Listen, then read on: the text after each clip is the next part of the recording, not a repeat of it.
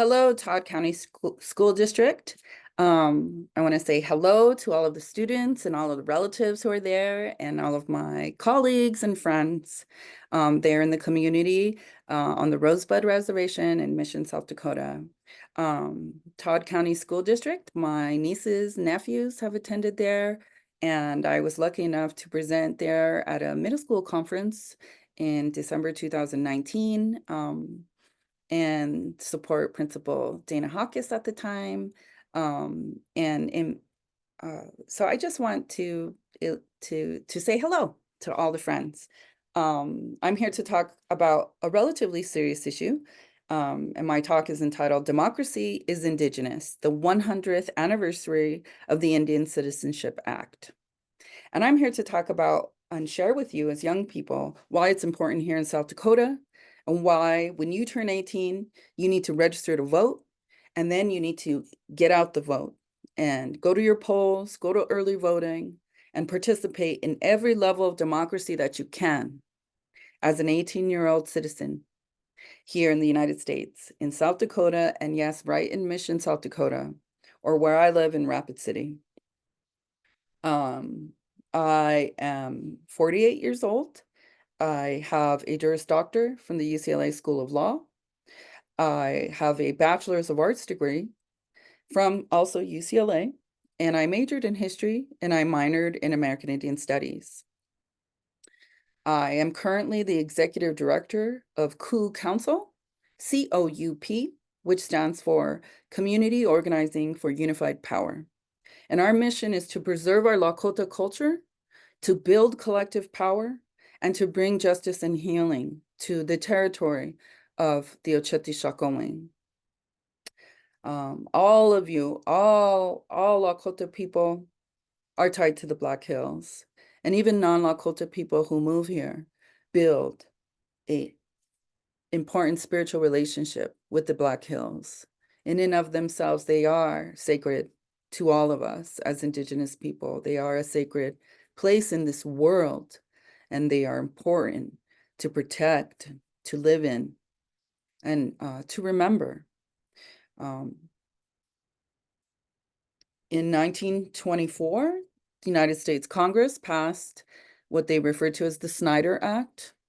One of the parts of that was the Indian Citizenship Act, which provided that all American Indians are now United States citizens. At that time, it was 34 years after the Wounded Knee Massacre here in South Dakota. The Lakota people, the tribes, all the bands were among the last tribes to continue to resist the intrusion of the United States. And the massacre is often seen as like the end of the frontier. For us, it was a hugely traumatic event that continues to mark our DNA, our history, and our understanding of our relationship to the United States, as well as to the state of South Dakota. We predated, of course. We existed here before the United States came to colonize, before they came to excavate the Black Hills of its gold. Today, we see them trying to excavate the uranium or the lithium. The mining continues, which drew the settlers in the first place during the discovery of gold in the Black Hills. We're still dealing with the pollution of the gold mines that were established during that time. Our earth still suffers the effects. And so while it may seem that 1924 or 100 years ago is a long time, it really isn't. It is not. After the COVID pandemic, Indigenous life expectancy plummeted. We experienced such high rates of death and fatalities from the COVID pandemic that statistically, our life expectancy went down to that of a white man during the Great Depression. This 6-year drop over the 2-year span of the active or the heights of the pandemic means that many of us are in mourning. Many Native Americans are in mourning right now. South Dakota itself as a state, white, Native across the board, was one of the states with the highest mortality rates in the world for COVID. And the life expectancy that took a nosedive for Native Americans nationally, that usually that means it's worse here in Lakota country, here in South Dakota, the surrounding areas where our homelands are. Whatever is going on nationally, you can bet that the Lakota and Navajo peoples, the Navajo Nation down south, are often suffering the worst of those conditions and would measure even worse on a local level. I know from personal experience in serving 3,000 people plus with a group of us women here in Rapid City, that we knew that the local governments were not going to be responsive to the needs of Native Americans. We knew that. And so we mobilized, we took action. And we did it under the auspices of an organization I founded called the HISAPA Voter Initiative. Because all of us voters as Native Americans here in South Dakota, we have a tie to the Black Hills that is unbreakable and that is spiritual and that needs to be protected politically, economically, environmentally, culturally, and spiritually. That is our role in being guardians of the Black Hills themselves. And every single one of us is an interest in what happens in these hills, good or bad, or just the truth. And what we had realized in founding an organization based on Native American civic engagement we were so little represented among elected officials. We are so little represented politically, and we are marginalized, erased, and then monetized and commodified because it is our suffering that pulls down federal funds. It is our poverty that pulls down the federal funding that supports the Department of Social Services in South Dakota, for one example. It is our conditions and our political relationship to the United States government that also defines the Bureau of Indian Affairs, which also often has a lot of impact and influence in the lives of all of us as Native Americans. This includes the Indian Health Service as well. And so I want to put before you as young people, you are not our future leaders, you are our leaders now. And as you look at the universities and as you look at the world around us today, I know that you, more than any of us old people, you understand the need for change. Voting is just one part of that ability to change society. It's not enough just to vote. You got to register to vote, be eligible to vote, have be able to go to the polls or the county auditors or your tribal polling places. You need to do those two things. But you also need to disrupt, you need to mobilize, you need to study. Because we are looking to you, all of you as young people, all of you. And we need you. Because our social conditions have worsened in many ways, whether it's poverty rates, educational graduation rates, whether it is our population itself, with our life expectancy declining, the worst, have the greatest decline throughout the United States and its territories. And I also want to say and note that the Indigenous peoples of Hawaii, of Guam, they also, Polynesian, they also experience disastrous life expectancy rates dropping, as well as the Black community African Americans also experienced a great loss of life and ability, because many people now are coming out of COVID disabled, unable to work, chronically ill. And all of those conditions are related to our vote. And so talk to your parents, talk to your community, participate in your student elections, participate in being a youth representative in your community, on your community councils. There's 18 formal community councils, and I think plus one other, at least on Rosebud. Um, and look out this year for the media stories, for the events and celebrations our organizations are going to be sponsoring throughout the state as well, that will commemorate the 100th anniversary of the Indian Citizenship Act.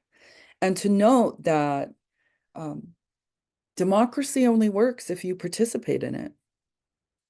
And if you are prevented from participating in it, you need to question why. Why are you being convinced not to care about voting or those politicians, right? You know, voting, oh, it's nerdy, it's boring. It's not the sexy activist issues. It's not perhaps what you might see going viral on TikTok, or other social media platforms. I'm old, so I stick to kind of Insta and Facebook, not so TikTok versant. However, the social change that emanates from things that go viral is indisputable. And that's young people leading that. And often people of color, and often people of different abilities, different religious backgrounds, different nationalities even. And the indigenous voice needs to be represented. Last year, I sat on the South Dakota Advisory Committee to the United States Commission for Civil Rights. We issued a report, and I'll provide you guys with that link as well, on voting rights and access in South Dakota. And Native Americans continue to be extremely distrustful and have extremely low turnout. Now, things have changed over the years, and I want to give some hope to that. We need to wake the sleeping bear. We need to get out the vote. We need to make it a family affair. We need to train the young and educate the young that voting matters in our future. And I hope that I'm able to do that. Everything around you is governed by an elected official. So it's not only the one congressman South Dakota has and our two senators, but it's also our governor. And you see when natives don't participate, we get bad leaders out there. We get leaders that are not responding to us like they didn't when it came to COVID-19 and the pandemic and what we're facing even today here in South Dakota. We have a state Senate and a state House of Representatives as well that we also vote for. The school that you go to is governed by the school board, also composed of local elected officials. And so the water that you drink, those are often governed by districts and entities that are elected. And Minnetonka is one of them, Minnewakan, as examples of water districts, and they're political. And then, of course, you have your tribal governments, that often mirror Anglo-American or, Anglo-American legal system, in that there's a chairman, a council, and a court. Just like there's a president, the Supreme Court, and the Congress, right? And all these levels are making decisions about resources, about you and your family. How much resources do you get to educate your family? How many resources do you get to feed your family? Land use, how to grow food, how to provide for yourself. All of these things are part of our political system. And young people expressing themselves and making their voices heard cannot be limited to protest. It cannot be limited to direct action. It cannot be limited to the crisis response, the candlelight vigils, the awareness days regarding our missing and murdered Indigenous relatives. That is a political issue. That requires your vote. That requires not only a vigil, a candlelight, a poster, a photography session, that requires your action to go in to vote, and then also to support people running for office, to support our friends and our allies, and to support Native American leaders. We need young people. We need young people to change the world. And with the vote, that's one small way to do it. And it's not the only way, but it is one tool among many in a diversity of tactics to create a better life for ourselves now and into the future. I have a daughter who just turned 10 years old. Her father is from Rosebud. And I fear for her future.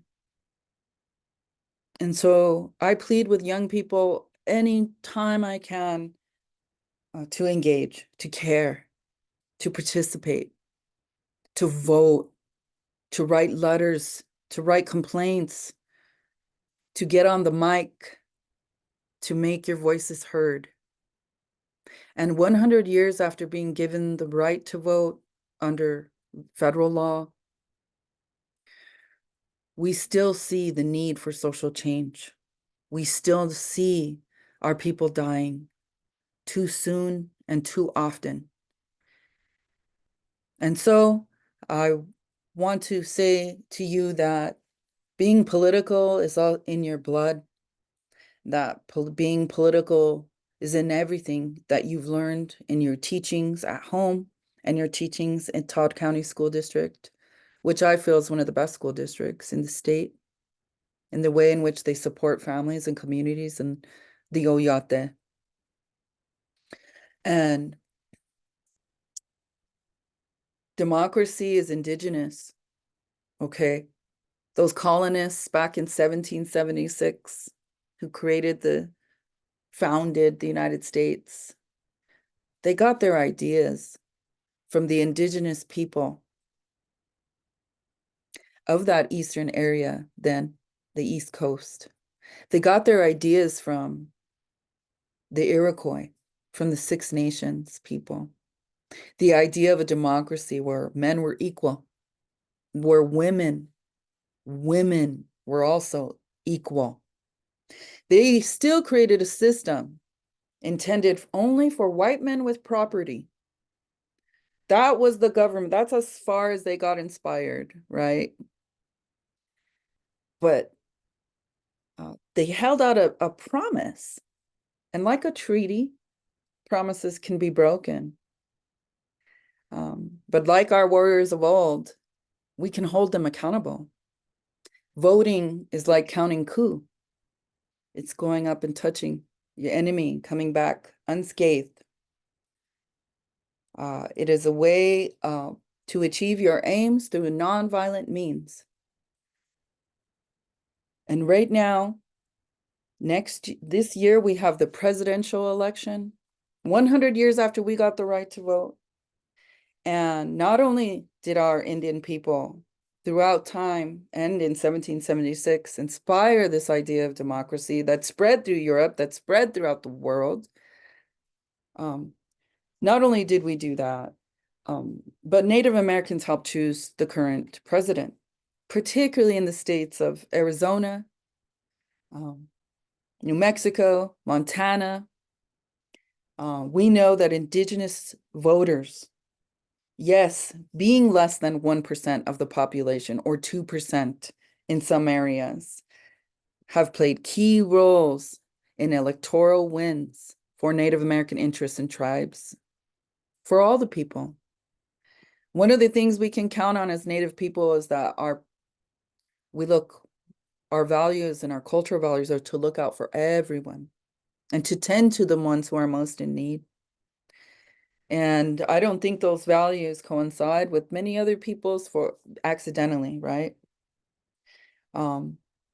Indigenous values, Indigenous resistance, the movement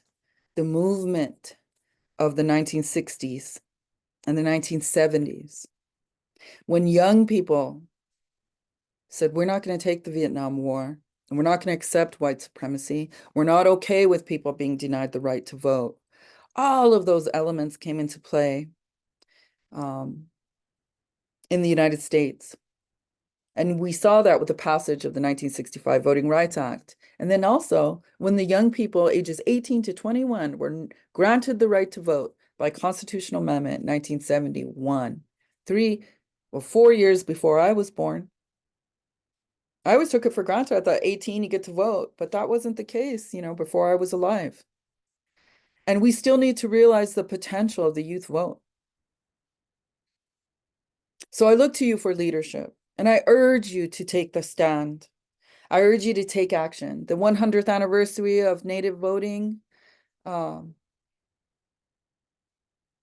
is to celebrate, and it is a call to action for a more just future, for equality, for inclusion, to protect tribal sovereignty, to ensure resources are distributed more equitably and fairly than what we see here today in South Dakota. And I believe in next year, the Native vote will help determine the next governor of South Dakota. And it's important to be part of that. And this year, we have the presidential election, and the Native vote will be key throughout the United States and also in South Dakota. I am old enough to remember in the year 2000 and the year 2004 that the Native vote picked the senator from South Dakota. And in fact, the last Democratic senator that we have had for South Dakota. And we need to build our power. We need to wake the sleeping bear, which Tuwai Faith Spotted Eagle, who was the first Native American presidential candidate in 2020. She said that we are a sleeping bear in South Dakota and we need to wake up. And so this year, 2024, that's the year. This is the year. Let's wake up. Let's wake up again from the nap since the movement. Let's demand more from democracy, because democracy is ours. So thank you for your time.